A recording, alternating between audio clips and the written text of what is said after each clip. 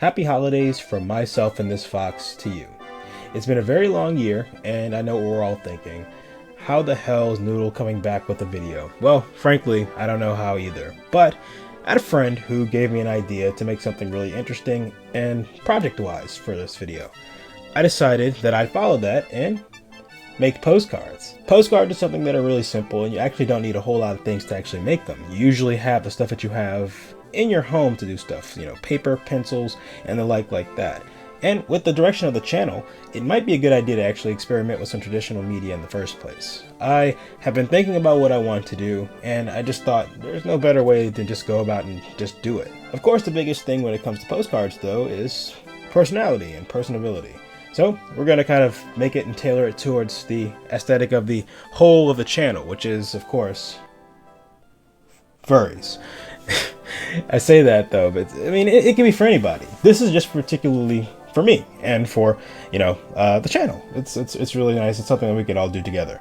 The rules are pretty simple for me anyway. I'm going to try something that I haven't tried before, and I'm going to be doing some ink drawings, and I'm going to be sharing them with you and showing you how I do them and how I come up with postcards and how I would go and tackle a project of this magnitude.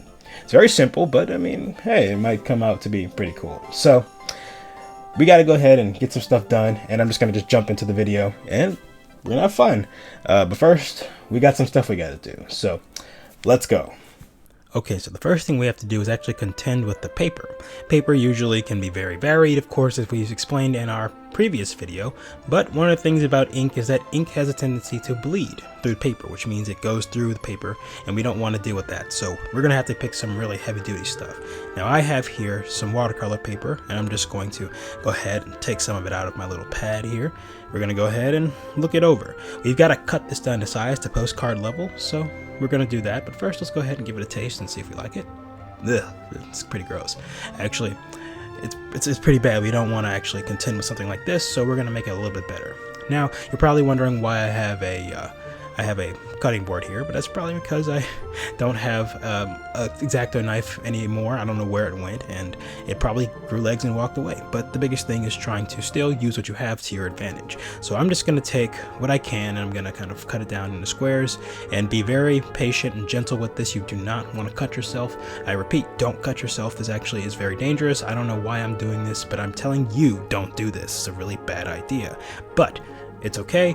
We're going to go ahead and look it over. We're going to kind of cut it, wiggle it a little bit, realize that we're struggling a little bit more than we should be. This knife is supposed to be really sharp. I don't know why it's not cutting. And then once you feel bad for a little while, you're going to go ahead and you're going to go ahead and cut it some more, and you're going to get into 4 nice pieces. This is a 9x12 piece of paper, and we're just going to cut it down in size.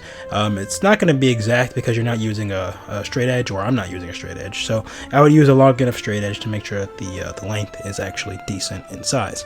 And once you're done, you could actually add a little bit of black pepper and a little bit of salt to it and give it a little bit of a taste. And I have to say, this is a much better piece of paper than it was before. It tastes really nice, and if you see my hand wiggling right there, you know it's really good. And yeah, we're going to go ahead and take this to the cutting board, to the drawing board, to the... Why the fuck am I doing this bit? This is stupid. Alright, we're back in the room, and I'm going to be starting off by setting up my composition. This is the box from the last Christmas video. If you haven't seen that, just click right here in the corner. But basically, I'm going to set it up, and I'm going to be using it as the product for my paper. So I'm going to prop the paper up in the center of everything, and I'm going to go ahead and align it. I realize at this point that the lip on the bottom of the box is actually really hard for my wrist to actually give a full range of motion, so I'm going to go ahead and take some tacks, and I'm going to push them into the wood so I can actually have a overall better range of motion with my hand as I draw. So I'm going to be starting off with sketches for these two, and I'm going to be going ahead and giving it out. So I'm going to be using basic lead pencils, and I'm going to be using 2 different ink tools that are really useful, but we'll get to that in a second. Go ahead and start by starting your composition off. When you're sketching, just try to draw really light so you're not going to have to over sketch everything. But since this is with ink, the ink is going to go over everything, so it shouldn't really have an issue. Graphite tends to have a problem where it kind of pops out of anything, but graphite and ink work really well together. Go ahead and start and figure everything out. I'm going to be doing a box with an ornament for a head, and I'm just figuring everything out. Drawing the circle, magnifying the eyes a bit so it has a little bit more of a believable behind the ornament feel, and I'm just trying to figure everything out, figure if the hands are looking proper, and then once I do that, I'm going to put it aside and move on to the next one. The next one here is a Christmas scene with a couple of elves going and helping wrap a present. This one is also super simple. The biggest thing with this one is actually having a full composition, so having different things and elements to actually work with it.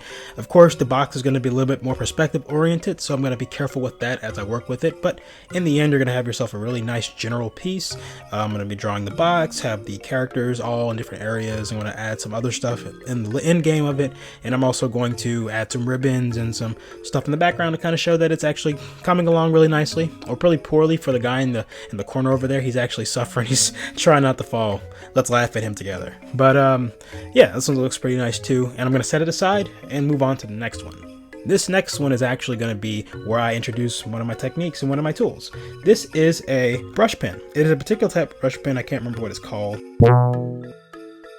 but it is very useful because it can be used to brush ink on, or it can be used as a fine point tip. So I'm going to go ahead and start just doing an abstract.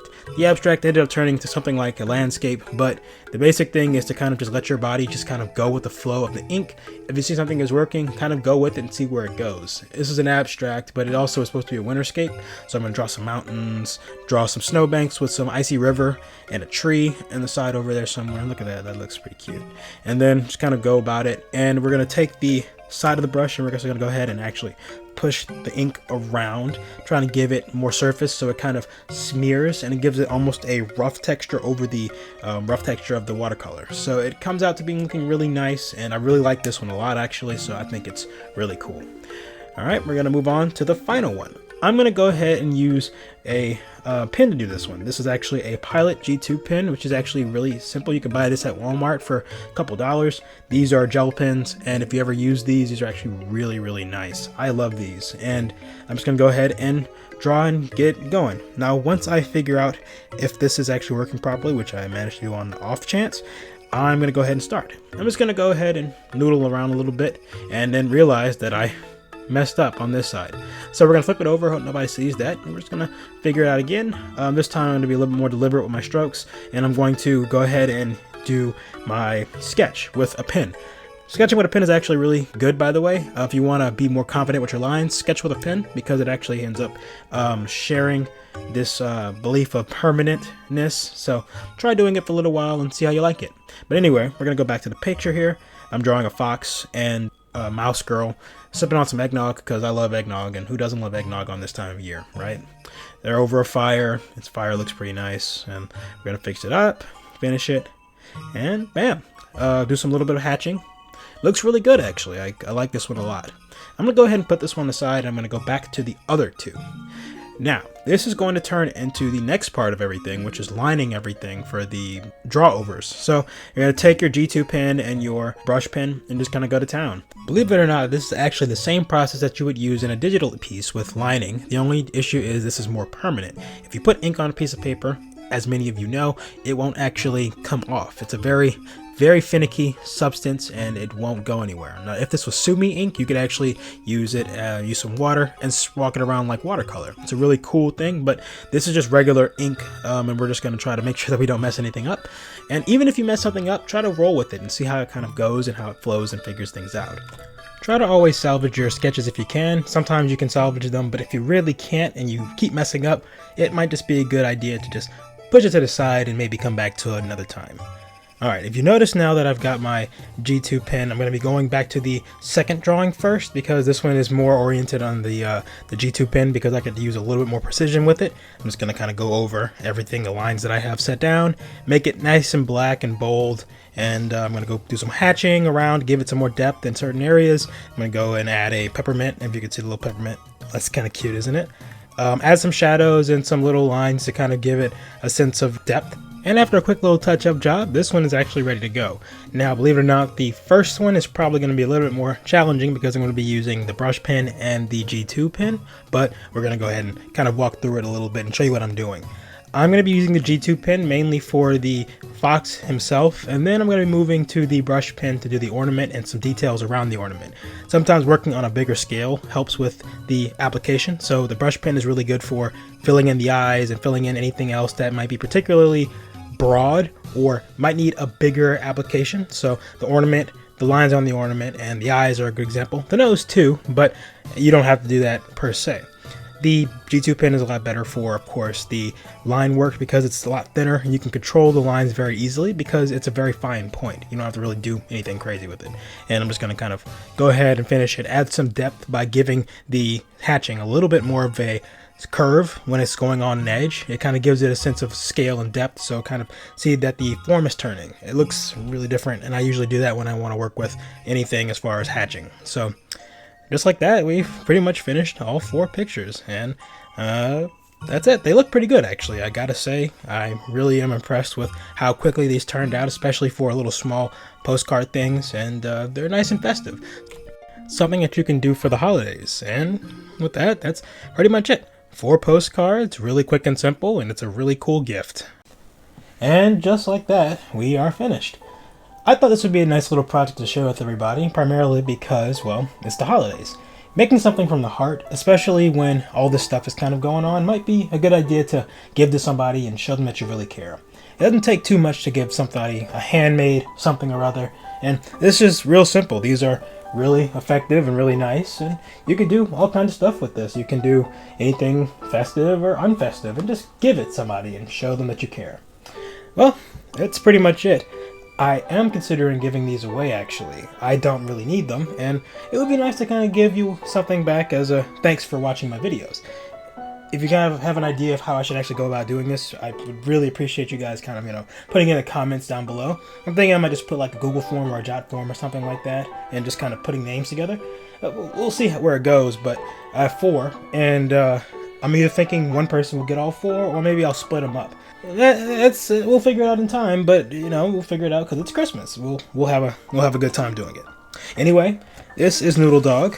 I really hope you guys have a wonderful Christmas, a happy New Year, happy holidays, and I really want to thank you all for sticking with me through this year. It's been wonderful, and I can't thank you all enough for getting to 100 subscribers. It's been life changing.